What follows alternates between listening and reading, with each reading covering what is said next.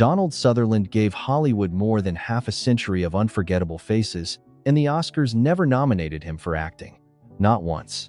Not for Fast Times H, where he became the cool, strange heartbeat of a new anti-war generation. Not for Clute, where his stillness made Jane Fonda's fear feel even sharper.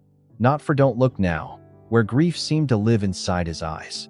Not for Ordinary People, where he played a father so quietly wounded that the whole film seemed to ache around him. For decades, he was everywhere.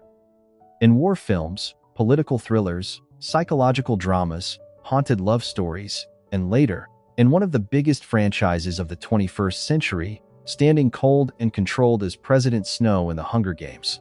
His face passed from one generation to another. Parents knew him. Their children knew him. Viewers who never learned his name still remembered the look. Tall, watchful, intelligent, slightly dangerous. As if he had walked into the frame carrying a secret the movie itself was afraid to say aloud. And yet, for all that presence, for all that range, for all those performances that helped define modern cinema, Donald Sutherland remained outside the one kind of recognition Hollywood loves to turn into a crown. In 2017, the Academy finally gave him an honorary Oscar. It was a beautiful recognition, but it was also late enough to feel like a question. How does an actor become essential to Hollywood and still remain impossible for Hollywood to properly place? That is the strange wound at the center of Donald Sutherland's story. He was not a forgotten man. He was not a failed star. He was not one of those actors who vanished after one bright decade and left behind only a faded photograph. Donald Sutherland worked for almost his entire adult life. He moved through eras. He outlived trends. He became a leading man, a character actor, a political presence, a father figure, a villain, a ghostly memory inside films that refused to behave like ordinary entertainment. Hollywood needed him because he was never smooth. He did not look like the clean-cut romantic heroes the old studio system knew how to sell. His beauty, if that is the word, was stranger than that. His smile could feel gentle in one scene and unsettling in the next. His eyes could suggest tenderness, irony, intelligence, or threat, sometimes almost at the same time. He could make a line sound casual and still leave the audience wondering what he had not said. That was his gift.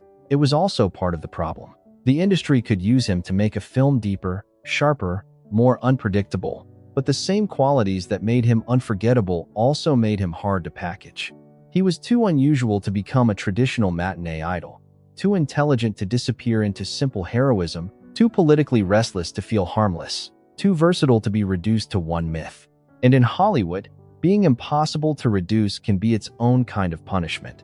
Because awards often love a story they can understand quickly. A comeback, a transformation, a grand speech.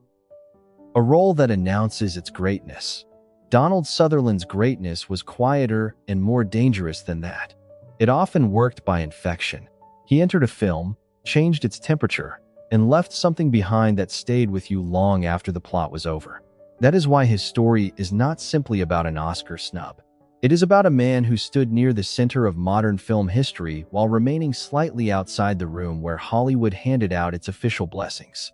It is about the distance between being seen and being crowned, between being necessary and being celebrated, between the face the public remembered and the kind of recognition that arrived only after the best years had already passed into legend. When Donald Sutherland died in 2024 at the age of 88, the tributes came quickly. They spoke of his range, his intelligence, his long career, his unforgettable screen presence. But beneath the admiration was that old, uncomfortable fact. The man had helped shape the movies, and the movies, somehow, had never quite known what to do with him. To understand why, we have to go back before the honorary Oscar, before President Snow, before Ordinary People, before Fast Times H turned him into the face of a new Hollywood rebellion. We have to go back to the beginning of a career built not on fitting in, but on proving that the wrong face, in the right moment, could change everything. Before Hollywood ever learned how to use Donald Sutherland, he had already spent years living outside the obvious shape of stardom. He did not arrive as a golden boy from Los Angeles. He did not come wrapped in the mythology of the studio system. He came from Canada, from a colder distance, from a life that seemed far removed from the bright machinery that would one day put his face in front of millions. There was nothing about his beginnings that announced a future movie star in the traditional sense. He was tall, unusual looking, and not easily placed. Later, that would become his power. But at the beginning, it was a question. In an industry built on types, he did not immediately fit one. He was not the square-jawed hero. He was not the clean romantic lead. He did not have the easy, polished charm that made executives imagine posters, fan magazines, and red carpets. What he had was something harder to name. A face that held contradictions. A voice that could sound amused and severe at the same time. A stillness that made people look twice. Long before the screen made use of those qualities, Sutherland had to find a way toward performance through a less glamorous path. As a teenager, he worked in radio. That detail matters because radio teaches something film later rewards in a different way. Presence without movement, timing, control, the ability to hold attention without demanding it too loudly. He studied at the University of Toronto, at first not as someone already surrendered to acting, but as a young man still negotiating who he was supposed to become. He moved through academic life before choosing the stage more fully. That choice would eventually take him to London, where he trained at the London Academy of Music and Dramatic Art and began working in British television and theatre. It was not a direct road to Hollywood. It was a slow sharpening, and that slow road gave him something many manufactured stars never had. He was not built from publicity first. He was built from craft, from stages, small roles, odd parts, and the long discipline of learning how to be watched. In those early years, the problem was not that Donald Sutherland lacked talent. The problem was that he did not look like the answer Hollywood usually wanted. Old Hollywood had always known what to do with beauty. It knew what to do with danger when danger looked clean. It knew what to do with charm when charm came in a familiar package. But Sutherland's screen quality was more complicated. He could seem gentle, but not harmless. Funny, but not light. Handsome, perhaps, but not in a way that settled the room. That made him useful for certain parts, but uncertain as a star. And in the beginning, uncertainty can keep an actor waiting. Then came the Dirty Dozen. It was not the kind of breakthrough that made him a conventional leading man overnight. It was something more interesting than that. In a film full of tough men, hard faces, and wartime brutality, Sutherland found a way to be remembered. He did not need to dominate the movie. He simply needed one strange, comic, unexpected charge of energy, and suddenly the industry could see what had been there all along. He was not forgettable. He could stand among louder men and still pull the eye toward him. That was the first door, but what opened after, it was not the path of a typical star. Hollywood did not suddenly turn Donald Sutherland into a polished romantic idol. Instead, he arrived at exactly the moment when the old idea of a movie star was beginning to crack. By the late 1960s, American cinema was changing. The clean heroes of earlier decades were losing their hold. Audiences were restless. The country was restless. The Vietnam War had changed the mood of the young. Suspicion had entered the bloodstream of popular culture. The bright, confident myths of Hollywood were beginning to feel too simple for the world outside the theater. And Donald Sutherland's face belonged to that new atmosphere. He looked like a man who had read the room and did not believe the official story. That was why his rise did not feel like a coronation. It felt like a disturbance. He was not there to reassure audiences. He was there to make them lean forward, to make them wonder if the joke was darker than it sounded, to make authority look foolish, to make grief feel intelligent, to make rebellion seem less like a slogan and more like a nervous system. The first crack in the story, then, was not a scandal. It was a mismatch. Donald Sutherland was entering an industry that still measured stars by old shapes, just as the culture was beginning to want something stranger. He was not made for the older fantasy of Hollywood, but a new Hollywood was coming, and it needed faces that carried doubt. It needed actors who looked as if they did not trust the script they had been handed. It needed someone who could walk into a war movie and turn it into an act of disobedience.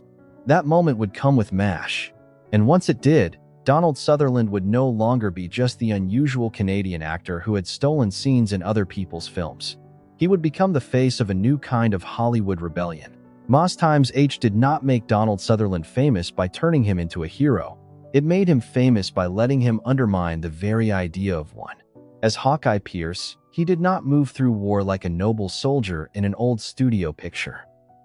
He moved through it like a man who had seen the absurdity behind the uniform. He was funny, but the comedy had teeth. He was charming, but the charm did not soften the anger underneath. He was rebellious, but not in a clean, poster-ready way. His rebellion felt tired, intelligent, sarcastic, and alive. That was the power of the performance. Sutherland was not simply playing a doctor in a war zone. He was giving audiences a new kind of screen man for a new kind of American mood. The country was deep in the shadow of Vietnam. Young audiences were questioning authority, institutions, patriotism, and the stories they had been told. *H was set during the Korean War, but everyone understood the feeling beneath it. The film was speaking to the present by wearing the clothes of the past. And Donald Sutherland's face became one of the ways that message traveled. He did not look like he belonged to the old Hollywood war film. That was exactly why he worked. He made military discipline look ridiculous without ever turning the whole thing into a joke. He made intelligence feel like a weapon. He made detachment feel like survival. He gave the audience permission to laugh at authority and still feel the damage underneath. It was a breakthrough, but it was also a label. From that point on, Sutherland carried the aura of the outsider. The actor who could make a scene feel morally unstable. The man whose presence suggested there was another truth hiding beneath the official one. That aura followed him into the 1970s, where his screen image deepened instead of becoming easier. In Clute, he played John Clute, a detective whose quietness almost made him disappear beside Jane Fonda's electric performance. A lesser actor might have tried to compete with her. Sutherland did something more controlled. He became still enough to let the danger and intimacy gather around him. His restraint made the film more unsettling. His presence was not loud, but it changed the air. And that was often the secret of Donald Sutherland. He did not always need to seize a film. Sometimes he haunted it from the inside. The 1970s gave him roles that did not ask him to be simple. That decade trusted ambiguity. It allowed actors to be strange, wounded, morally uncertain, even unattractive in their emotional truth.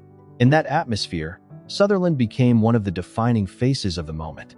He could stand in a political thriller, a black comedy, a war satire, or a psychological drama, and seem as though he had always belonged there. But belonging is not the same as being contained. The more Hollywood used him, the less it could define him. He was too dry to be a conventional romantic lead, too cerebral to be just a rebel, too eerie to be merely charming, too sympathetic to be only dangerous. His screen identity was made of contradictions, and those contradictions made him valuable. Yet they also kept him from becoming the kind of star the industry could package in one sentence. Then came Don't Look Now. If *H turned Sutherland into the face of anti-authority wit, Don't Look Now revealed how deeply he could play grief. The film was not built around obvious emotion. It was built around atmosphere, memory, dread, and loss. Sutherland's performance did not announce suffering. It absorbed it. He played a man trying to continue after a child's death, a man whose pain had become part of his body, his pauses, his silence. There was no grand speech that explained everything. There did not need to be. Sutherland understood how to make sorrow look intelligent. He could show a man functioning in the world, while something inside him remained trapped in the moment of loss.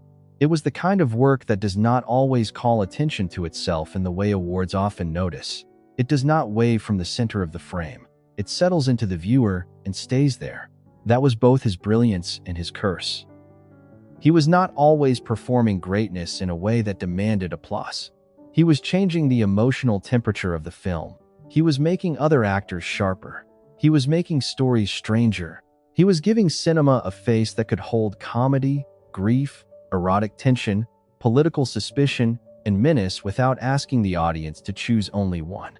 Hollywood needed that face. But Hollywood also has a habit of rewarding what it can easily name, and Donald Sutherland was becoming harder and harder to name. By the end of the 1970s, he had already built a career many actors would envy. He had been part of films that captured the feeling of a shaken era. He had worked with major directors. He had stood beside major performers. He had helped make American cinema feel more dangerous, less polished, more alert to the fractures beneath society's surface. Still, the official machinery of recognition kept passing him by.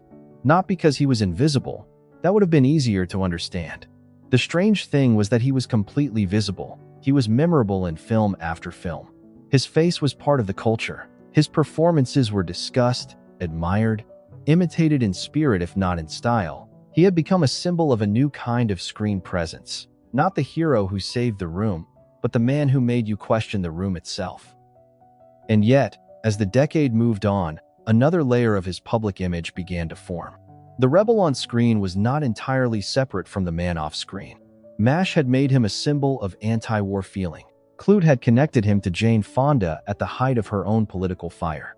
And soon, Donald Sutherland's resistance to authority would no longer be confined to characters, scripts, or the atmosphere of New Hollywood. It would step off the screen, and that is where the story becomes more dangerous. The dangerous part of Donald Sutherland's image was that it did not stay safely inside the movies. For some actors, rebellion is a costume, a look, a kind of beautiful disobedience sold on a poster, then put away when the cameras stop. Hollywood has always known how to turn danger into style, as long as the danger does not ask too much of the world outside the theater. But with Donald Sutherland, the line was not so clean.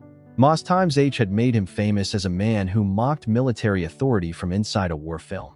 The movie had given him the face of anti-war intelligence at a time when the Vietnam War was tearing through American life. He was not the only reason the film struck a nerve, but he became one of its most recognizable human signals. That long, watchful face, that dry humor, that refusal to look impressed by power. Then, as his career rose, the public began to see that the man behind the character was not simply borrowing rebellion for the screen.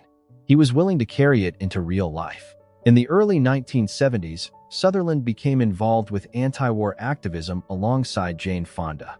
Together, they were connected to Free Theater Associates, a group that performed for soldiers and near military bases, offering a different kind of show from the patriotic entertainment usually associated with wartime morale. It was not rebellion as glamour. It was rebellion placed close to the machinery of war itself. For a Hollywood actor, that mattered, because the industry could tolerate a rebel character. It could celebrate one. It could put him in a film, make him charming, make him profitable, and call it art. But an actor who carried that spirit into the political air around him became something less comfortable. Sutherland was not just playing a man who distrusted authority, he was publicly standing with people who questioned it. That did not mean his career can be reduced to politics. It should not be. Donald Sutherland was too large an artist for one label. But the anti-war period added another shadow to the way Hollywood saw him. He was not simply unusual on screen. He was inconvenient off it, not in the sense of scandal for scandal's sake, but in the deeper sense that he did not fit the clean image of a safe, grateful star. And Hollywood has always had an uneasy relationship with artists who are useful to its art but difficult for its image. The details from that period are important because they reveal the difference between a screen persona and a public position. Sutherland's anti-war work did not happen in the abstract. It moved through tours, performances, and public association with one of the most controversial political figures in entertainment at the time, Jane Fonda. Their names together brought attention. It also brought risk. Fonda was already a lightning rod.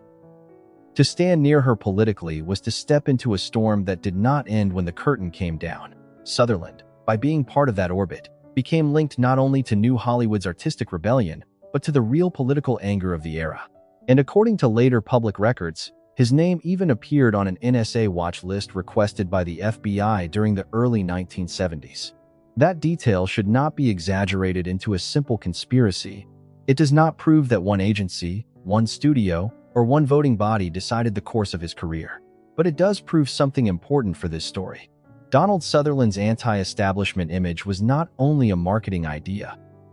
It was serious enough, visible enough, and controversial enough to attract official attention. For an actor already difficult to package, that made him even harder to place. On screen, he could be strange and brilliant. Off screen, he could be politically inconvenient. In another kind of Hollywood story, that might have destroyed him. But Donald Sutherland was not destroyed. That is what makes the story more interesting. He continued working. He continued being cast. He continued appearing in important films. The industry did not close the door on him. It did something subtler. It kept using him without fully crowning him. That pattern is harder to dramatize because it does not look like exile. There was no clean fall from grace, no single scandal that ended the myth, no one dramatic moment where the lights went out. Instead, there was a long, strange tension. Donald Sutherland remained welcome in the work, but somehow outside the ceremony, present in the films, absent from the official blessing. And the deeper his performances became, the stranger that absence felt. By 1980, he had moved far beyond the sarcastic rebellion of Mass times H. He was no longer just the face of counterculture intelligence. He had become an actor capable of enormous emotional restraint. In Ordinary People, directed by Robert Redford, Sutherland played Calvin Jarrett, a father trapped inside a family that had lost one son and was slowly losing another to silence, guilt, and grief. It was not a loud performance. That was the point. He played pain as something controlled, a man trying to be decent while realizing decency may not be enough to save the people he loves. His face carried confusion, tenderness, weakness, and quiet horror. He was not the center of attention in the obvious way, but he was central to the film's emotional architecture. Without him, the family's suffering would not have had the same shape. Ordinary People went on to win major Academy Awards, including Best Picture. Donald Sutherland was not nominated. That omission matters more than a statistic because it captured the whole contradiction of his career in one moment. The film was honored. The director was honored. The story was recognized by the same institution that had passed him by for years. But the actor holding so much of the film's quiet pain was left outside again. And perhaps that is where the private storm of Donald Sutherland's career becomes clearest. It was not only politics. It was not only image. It was not only that he looked different, sounded different, or carried danger differently from the leading men Hollywood knew how to celebrate. It was that his best work often lived in the spaces awards did not know how to measure. He did not always announce transformation. He absorbed it. He did not always dominate the frame. He unsettled it. He did not always ask the audience to admire him. He asked them to feel the room change when he entered it. That kind of acting can become unforgettable, but unforgettable is not always the same as rewarded. By the time the old new Hollywood fire began to fade, Donald Sutherland had already become something rare, a star who had never fully belonged to stardom, a rebel who was never just a rebel, an actor whose presence shaped films even when the industry seemed unsure how to honor him. And then came the harder question. What happens to a man like that when the era that made him possible begins to move on? When the era that made Donald Sutherland possible began to fade, he did not disappear. He changed shape. That is an important distinction, because many Hollywood stories are built around a clean fall. The star rises. The star burns brightly. Then the phone stops ringing, the public looks away, and the legend becomes a memory. Donald Sutherland's later career did not follow that pattern. His path was quieter, stranger, and in some ways more revealing. The 1970s had been unusually well suited to him. That decade loved doubt. It loved men who looked morally unsettled, stories that distrusted authority, and performances that refused to explain themselves too neatly. Sutherland had seemed almost designed for that atmosphere. He carried the unease of the time in his face, but Hollywood never stays in one mood for long. By the 1980s, the industry was changing again. The nervous, ambiguous energy of new Hollywood was giving way to cleaner commercial shapes, bigger entertainment, simpler heroism, stars who could be sold more easily across posters, trailers, and opening weekends. The kind of actor Donald Sutherland had become was still valuable, but the center of gravity had moved. He kept working. That simple fact matters. He did not become a relic. He did not retreat into bitterness in any public, defining way. He moved through films, television, supporting roles, leading roles, strange roles, uneven roles, respected roles. Some projects carried the full weight of his talent. Others did not. Like many actors with long careers, he passed through periods where the work around him was not always as strong as the presence he brought to it. But even in weaker material, the same thing remained. He was difficult to ignore. There are actors whose fame depends on the film around them being great. Donald Sutherland was different. He could appear in a project that did not completely deserve him and still make the viewer feel that something more complicated had entered the room. Age did not soften that quality. It changed its surface. The restless young man of Mass times H became something more grave, more watchful, more severe. The danger did not leave him. It matured. That is why his later career should not be treated as a decline. It was a transformation from the rebellious face of New Hollywood into one of cinema's great presences. He no longer had to carry every film as a leading man. He could appear and alter the moral weight of the story.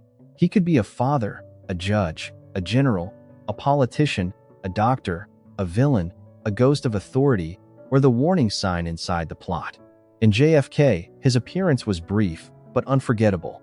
He did not need much screen time to become part of the film's atmosphere of suspicion. He entered almost like a human document, a voice from behind a locked door, a reminder that power often speaks in half-light. It was exactly the kind of role that understood what Sutherland could do. He could make information feel dangerous simply by delivering it with that calm, haunted intelligence. That was the later Sutherland. Not always the man at the center of the poster, but often the figure who made the story feel larger than its surface. Television also became part of that later chapter. He moved into historical and political roles, into dramas that used his age and authority as instruments. What had once made him seem strange for a conventional leading man now made him perfect for characters who carried history in their faces. The same physical qualities that once made him hard to package became, with time, a form of power. Hollywood still needed him. But the old question remained. Needed him for what? Needed him to deepen a film. Needed him to lend intelligence. Needed him to suggest danger, sorrow, authority, or decay. Needed him to make a young cast feel connected to an older cinematic world. Needed him as proof that a story had weight. But needing an actor is not the same as crowning him. The official recognition still lagged behind the work. By then, the absence of an Oscar nomination had become more than an oversight. It had become part of his legend, almost impossible to separate from the way people spoke about him. The longer he worked, the stranger it became. It was no longer a question of one missed year or one crowded awards season. It was a pattern stretching across decades. And then, late in his life, a new generation found him through a role that seemed, at first, far from the 1970s films that had made his name, President Snow. In The Hunger Games, Donald Sutherland became the cold face of institutional power. For younger viewers, he was not Hawkeye Pierce, the anti-authority doctor laughing through the madness of war. He was the authority itself. He was the elegant tyrant in white hair, surrounded by ceremony, speaking softly while violence moved beneath every word. It was a remarkable reversal. The actor who had once embodied suspicion toward power became, in old age, one of modern popular culture's most memorable images of power corrupted. And yet, even there, he did not play villainy as simple cruelty. He understood that true menace often lowers its voice. President Snow was frightening because he seemed calm, educated, almost tender in his control. Sutherland made him feel less like a monster from fantasy and more like a man who had learned how to make brutality sound reasonable. For millions of younger viewers, that was their Donald Sutherland. Not the rebel, not the grieving father, not the strange romantic lead of the 1970s, but the old man with the rose, the soft voice, and the terrifying certainty of someone who believed power belonged to him. It would have been easy to see that role as only a late career franchise part. But in the larger story of Sutherland's life, it did something more. It brought his face into a new century without sanding away its strangeness. It proved that the quality that had made him hard to define in youth had not vanished. The mystery was still there. The threat was still there. The intelligence was still there. Only the direction had changed. In youth, he made authority look absurd. In age, he made authority look lethal. That transformation gave his career a rare kind of circular force. He did not simply age on screen. He carried one era into another. He became a bridge between the fractured cinema of the 1970s and the global franchises of the 2010s. Few actors can be remembered so vividly by audiences who met them in completely different worlds. But beneath that success, the old wound did not disappear. It became quieter. Because by the time The Hunger Games made him newly recognizable to younger viewers, the highest competitive honors had already passed him by for a lifetime. He was admired. He was respected. He was still working. But the formal crown had never come. When the Academy finally honored him in 2017, it was not for one performance. It was for the whole long, strange, uncontainable body of work. That kind of award is moving. It is also different. It says, in effect, we see you now. We see the years, We see the contribution, we see what perhaps was missed when it was happening. For Donald Sutherland, the later years were not a retreat from fame. They were the years in which his image became heavier with meaning. Every new role carried the memory of the old ones. Every appearance seemed to remind viewers that he had been part of more than a career. He had been part of several versions of Hollywood itself. The rebellious Hollywood, the wounded Hollywood, the political Hollywood, the franchise Hollywood. He survived them all, not by becoming easier to define, but by remaining useful to every age that needed a face for its own anxiety.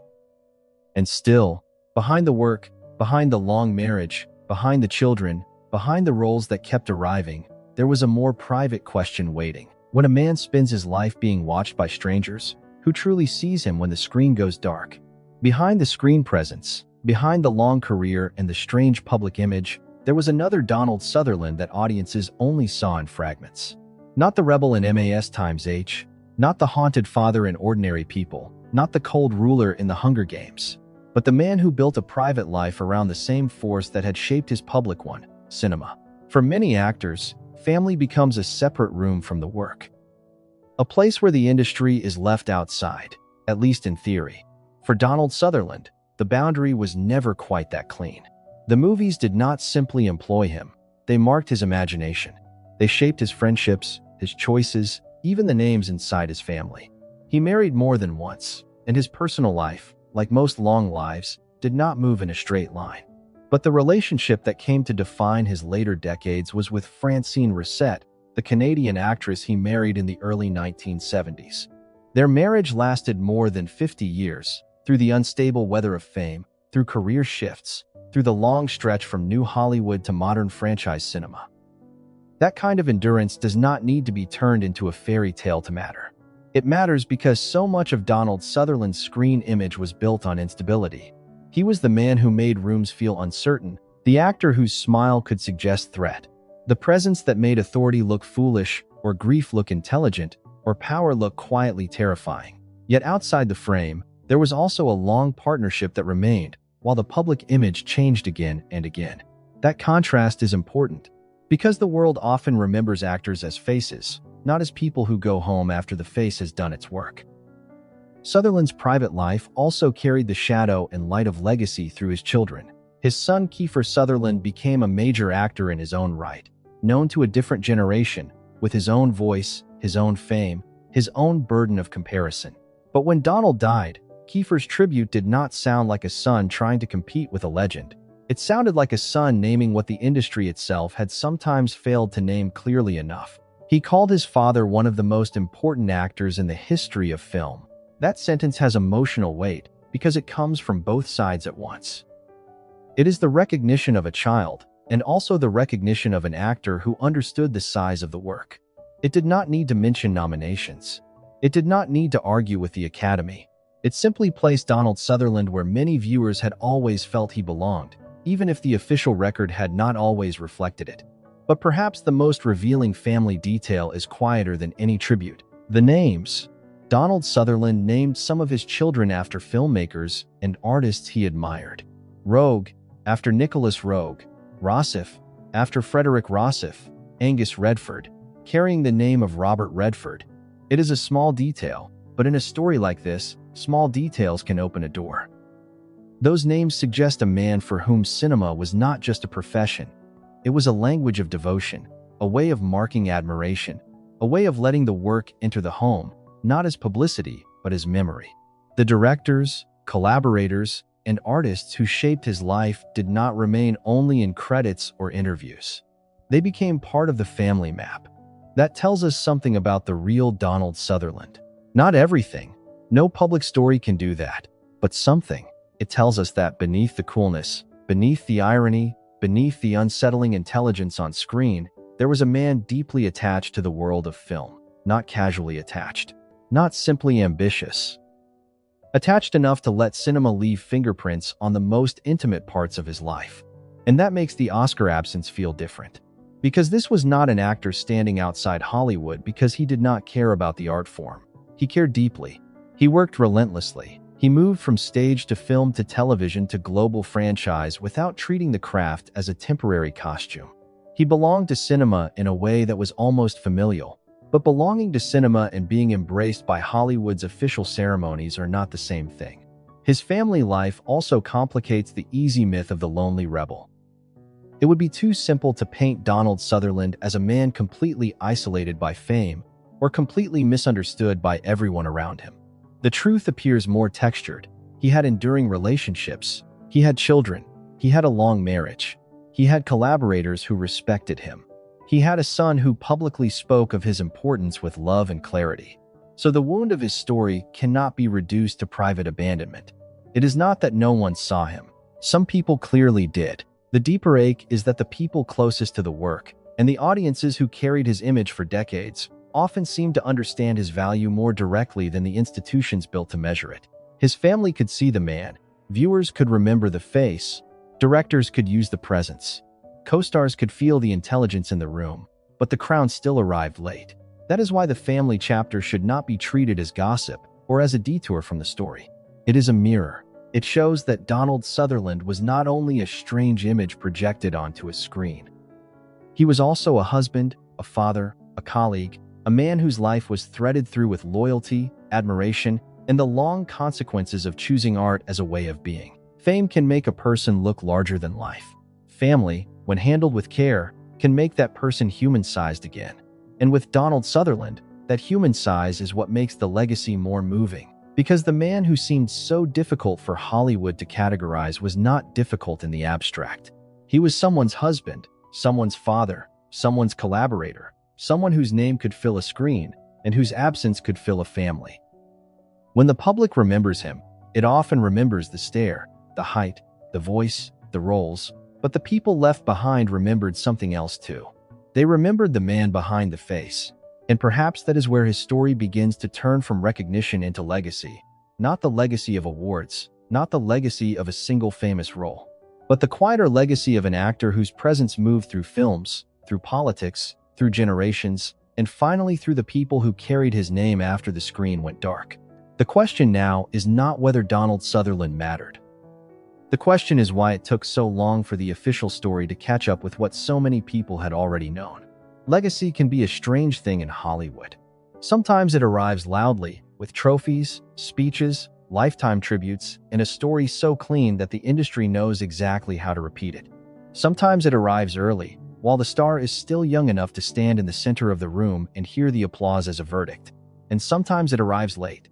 Not because the work was invisible, but because the work was never easy to summarize. Donald Sutherland's legacy belongs to that second, quieter category. It is not the legacy of one role, one decade, or one image polished into legend. It is the legacy of a face that kept changing meaning as the movies changed around it. To one generation, he was Hawkeye Pierce in MAS, Times H, the loose, mocking, anti-authority doctor who seemed to laugh because the alternative was despair. To another, he was the grieving father in Ordinary People, a man trying to hold a family together while everything inside it was collapsing in silence. To another, he was the shadowy presence in JFK, the kind of man who seemed to know too much and reveal only enough to make the room colder. To millions of younger viewers, he was President Snow, the elegant old tyrant whose softness made him more terrifying, not less.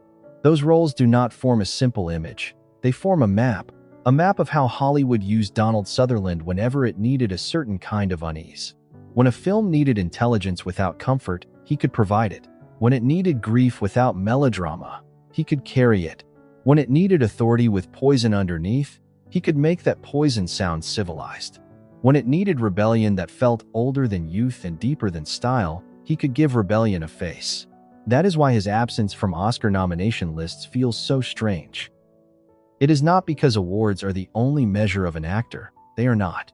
Many great artists have stood outside the neat records of prize-giving, and many prize-winning moments fade faster than anyone expects. But in Hollywood, awards become part of the public memory. They teach later generations who was officially seen, who was officially named, who was given a place in the grand story. Donald Sutherland was seen by audiences. He was used by directors. He was respected by actors. He was remembered by generations. But for decades, the Academy did not nominate him for a single acting performance. That fact does not make his career smaller. In some ways, it makes the question around his career larger. Because if a man can pass through MAS times H, Clute, Don't Look Now, Ordinary People, JFK, and The Hunger Games, and still never receive that specific recognition, then the story is no longer just about one actor being overlooked. It becomes a story about what Hollywood knows how to reward, and what it quietly lets pass by. Perhaps Donald Sutherland's greatness was difficult to frame because it rarely begged to be admired. He was not always the actor with the most obvious transformation. He did not always play the role that announced itself as important. He often worked in tension, in atmosphere, in restraint. He changed the meaning of a scene without always pulling attention toward himself. His performances could be sly, interior, unsettling, or emotionally withheld. They trusted the viewer to feel what was happening beneath the surface. That kind of work can be harder to turn into a campaign. It does not always produce a single clip that explains the whole performance. It does not always give the industry a clean speech, a dramatic breakdown, or a triumphant arc. Sometimes it gives something less visible and more lasting. A shift in the air, a feeling that the film would not be the same if that particular man had not walked through it. Ordinary People may be the clearest example.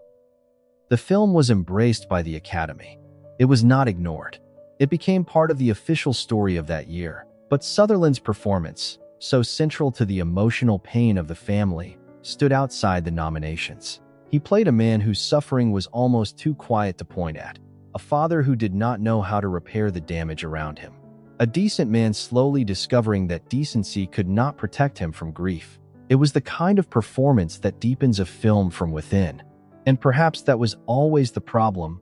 Donald Sutherland often made movies better in ways that were easier to feel than to label. When the Academy gave him an honorary Oscar in 2017, it felt like an answer delivered many years after the question had first been asked. The award did not single out Hawkeye, or Calvin Jarrett, or John Clute, or President Snow. It honored the whole body of work, the long road, the unusual face. The decades of performances that had moved through Hollywood like a current beneath the official surface. There was dignity in that. There was also a trace of belatedness. A Lifetime Achievement Award can be beautiful, but it can also feel like the industry saying, at last, that it has noticed what was there all along. It gathers the years into one gesture, and the gesture matters. But it cannot return the moments when a performance was new, alive, and waiting to be recognized in its own time. That is the emotional twist of Donald Sutherland's story. The tragedy is not that he lacked success. He had success. The wound is not that no one admired him. Many did. The deeper ache is that official recognition arrived in a form that seemed to admit, quietly, that the old categories had failed him. He was too strange for the clean leading man myth, too politically restless for the harmless star image, too versatile for one fixed legend, too subtle, at times, for the kinds of performances Hollywood most easily celebrates. And yet, that same difficulty is what made him endure. Because Donald Sutherland was not trapped inside one image. His legacy could move. It could survive changes in audience, genre, and era. It could pass from the counterculture of the 1970s to the prestige dramas of the 1980s, from conspiracy thrillers to television, from art house unease to global franchise villainy. He was not one Hollywood legend. He was several, layered inside the same face. That is what the world sometimes misses when it reduces an actor to awards. A statue can mark a career, but it cannot contain the strange private contract between a performer and the audience. It cannot explain why a face stays in memory. It cannot measure the way a certain voice can return years later, attached to a scene you thought you had forgotten. It cannot fully account for the actors who do not simply play characters, but alter the emotional weather of the films around them. Donald Sutherland did that, again and again, and when he died in 2024, the conversation around him returned to the same unsettling truth. He had been everywhere, yet somehow remained undercrowned. He had been essential, yet officially overlooked. He had been part of the history of modern cinema, but never quite absorbed into the simple mythology Hollywood prefers. Maybe that is why his legacy now feels even more powerful, because it does not depend on the old ceremony. It stands outside it, watching it with that familiar Donald Sutherland look, amused, intelligent, slightly wounded, and impossible to dismiss. The final question is not whether Hollywood should have honored him sooner. The final question is what remains when the honors come late, the lights go down, and the face on the screen is still there. In the end, Donald Sutherland's story does not close with a single missing nomination. It closes with a larger silence. The silence between the work and the crown. Between the films that carried him and the ceremonies that passed him by. Between the face so many people remembered and the official record that never quite seemed to know where to place him. That silence is not empty. It is filled with images. A young doctor laughing through the madness of war in MAS/H. A quiet detective watching danger gather around him in Clute. A grieving father trying to hold his family together in Ordinary People. A shadowed figure opening a door of suspicion in JFK. An old president in white, speaking softly as a whole world trembled beneath his control. Different roles, different eras, different audiences, but always the same strange gift. Donald Sutherland did not simply perform in films. He unsettled them. He gave them an intelligence that seemed to arrive from somewhere just outside the frame. He made comedy feel wounded. He made grief feel controlled. He made power feel civilized and rotten at the same time. He could be warm, but never simple. He could be frightening, but never empty. He could be still, and somehow make the entire scene lean toward him. That is not the kind of greatness that always announces itself. Sometimes it does not arrive as a grand speech or a famous transformation. Sometimes it arrives as a pause. A look, a voice lowering when another actor might have raised it. A face that tells the audience there is more happening than the story is willing to explain. For more than 50 years, Hollywood returned to that face. It returned when it needed rebellion. It returned when it needed grief. It returned when it needed menace. It returned when it needed age, authority, memory, and danger. And yet, somehow, the industry's highest acting nominations never returned his name. Maybe that is why the honorary Oscar in 2017 feels so complicated. It was a tribute, and it was deserved. It was a room finally standing for a man whose work had traveled through generations, but it also carried the shadow of everything that had not happened before it. It was not the same as hearing his name called for one living, breathing performance in its own moment. It was recognition after the long road had already become history. Still, Donald Sutherland's legacy does not need to be rescued by awards. It was already living elsewhere, in the memory of viewers who did not always know how to describe what he did, only that a film felt different when he was in it, in the actors who understood the discipline behind his ease, in the directors who used his strangeness as a form of truth, in the family he left behind, in the son who named him as one of the most important actors in the history of film, in the younger audience who met him as President Snow and felt, perhaps without knowing why, that they were watching more than a franchise villain. They were watching an old force of cinema wearing a new mask. When Donald Sutherland died in 2024, the story of his career did not suddenly become tragic. It became clearer. The missed nominations mattered, not because they defined him, but because they revealed the limits of the system around him. Hollywood could see him well enough to use him. Audiences could feel him well enough to remember him. But the official language of greatness often arrived too late, or not at all. And maybe that is the final truth. Some actors become legends because Hollywood crowns them. Others become legends because, even without the crown, they remain impossible to forget. Donald Sutherland belonged to the second kind. The lights have dimmed now. The ceremonies are over. The arguments about awards will fade, as they always do. But somewhere, on a screen, he is still there, tall, watchful, amused, wounded, dangerous, and alive in the way only film can make a person alive. Not asking to be explained, not waiting to be approved, just looking back at us, as if he knew all along that the room would understand him eventually. If you want to keep uncovering the human stories behind Hollywood's brightest legends, stay with Hollywood Legends.